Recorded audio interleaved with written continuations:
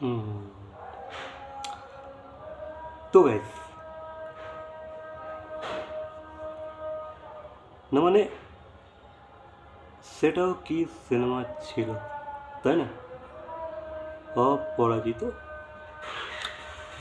আমি তো ভাই পুরো শকড হয়ে গিয়েছিলাম যে ভাই জিতু কামা এটা সেই ছেলেটা যাকে আমরা সিরিয়ালের জগতে দেখেছি। হ্যাঁ, কটা সিনেমা করেছে, বাট ছেলেটাকে আমরা, অন্তত আমি অন্তত আমি তাকে সিরিয়ালেই দেখেছিলাম, ঠিক আছে? তার কোনো সিনেমা, না আমি দেখিনি তার কোনো সিনেমা আগে, তবে সে সিনেমা হয়তো করেছে বা সিনেমাতে হয়তো সাইড রোলস প্লে করেছে, মেবি করতে পারে।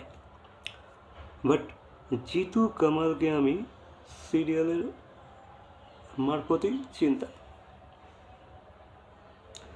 তো যখন আমি জানতে পারলাম অপরাজিত সিনেমাতে জিতু সত্যজিৎ রের বায়োপিক প্লে করছে,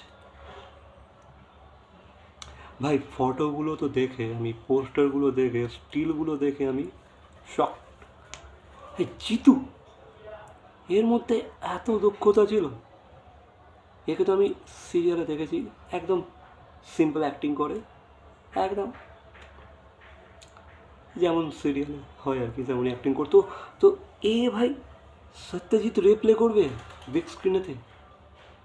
দেন তো ভাই সিনেমাটা দেখলাম, দেখে শকড, ফাটিয়ে দিয়েছে পুরো।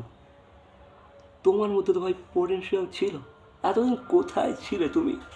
তো এমনই আমার ইউনো এক্সপ্রেশনটা ছিল, ঠিক আছে?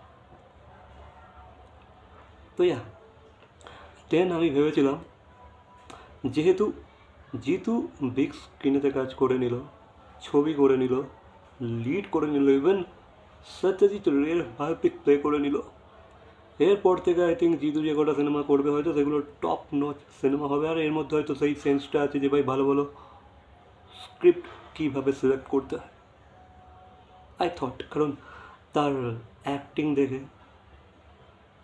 তার প্রেজেন্টেশন দেখে, তার স্ক্রিন প্রেজেন্স দেখে আমি বুঝেছিলাম যে এ ভাই সেন্সিবল আছে, এ কোনো ভুল করতে পারে না, এ তার ক্যারিয়ার এবার আপেতেই যাবে, ঠিক আছে? ওপরে যাবে, নিচে যাওয়ার তো কোনো প্রশ্নই ওঠে না। এই অঙ্কুশদের মতো যে ভাই একটা সিনেমা ভালো করার পর উল্টো পাল্টা লাফাঙ্গাগিরি করে বেড়ায়, লাইক বনি সেনগুপ্তর মতো। একটা সিনেমা ভালো করার পর ভাই সব সিনেমা ধেরিয়ে দিয়েছে। আমি ভেবেছিলাম ভাই জিতু অন্তত এটা করবে না, বাট ভাই সত্যজিৎ রে করার পর দেন মানুষের জিতুকে আমি জানি না কেন, আমি দেখিনি সিনেমাটা, বাট যেহেতু লুকটা দেখে খুব আর্টিফিশিয়াল লেগেছিলো, ঠিক আছে? আমার তো কোনো অরিজিনালিটি লাগেনি, জেনুইন লাগছিলো না, খুবই আর্টিফিশিয়াল একটা লুক লাগছিলো, অথেন্টিক লাগছিলো না।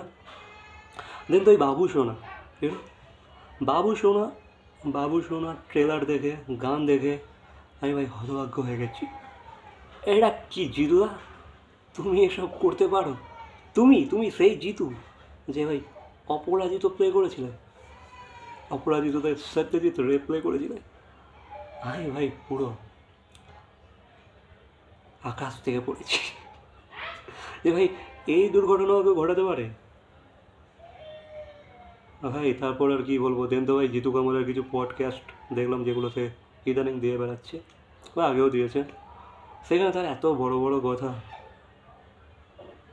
যেন তার ক্রাফটকে নিয়ে এত বড় বড় কথা, এত দূরদৃষ্টি। তো ভাই সেই বড় বড় কথা, বড় বড় কাজ, বড় বড় ট্যালেন্ট, বড় বড় দূরের দৃষ্টি, সেগুলো কোথায় যখন তুমি বাবু সোনা স্ক্রিপ্ট সিলেক্ট করছিলে? কোথায় ছিল সেগুলো? টাকা নেই এমন তো না, টাকা তো আছে, তুমি নিজেই বলেছো তুমি সিরিয়াল থেকে ইনাফ টাকা পয়সা কামিয়েছো।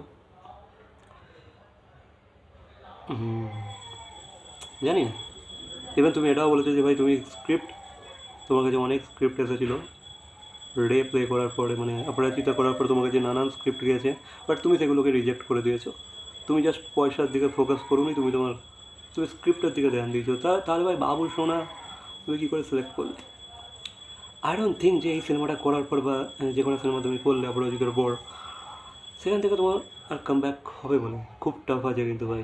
তুমি ভাই দালদালাতে ফেঁসে গিয়েছো, এবার হয়তো তুমি তলিয়ে যেতে পারো।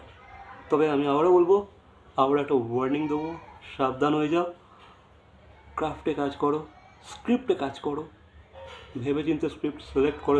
জাস্ট অপোজিটে শ্রাবন্তী আছে বলে ফিল্ম সাইন করে নিও না, বা অপোজিটে কালকের দিনে হয়তো আরও খুব কেউ সুন্দরী হিরোইন আছে বলে স্ক্রিপ্ট সিলেক্ট করে নিও, বা সিনেমাটাকে সাইন করে নিও না।